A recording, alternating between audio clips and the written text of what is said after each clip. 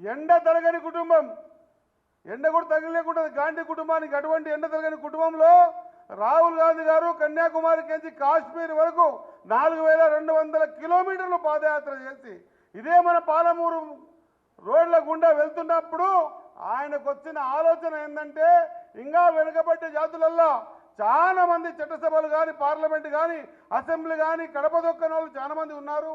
వాళ్ళందరినీ లెక్క కట్టాలా, వాళ్ళ లెక్కలు తీయాలా. ఆ లెక్కలు తీసి వారెంతో వారికి అంతా ఖచ్చితంగా విద్యా ఉద్యోగాల్లో ఆర్థికంగా ఒకటే కాదు, ఖచ్చితంగా రాజకీయంగా కూడా వాళ్ళకి ఒక స్థానాన్ని ఇవ్వాలనే ఆలోచన. ఇది చిన్న ఆలోచన కాదు.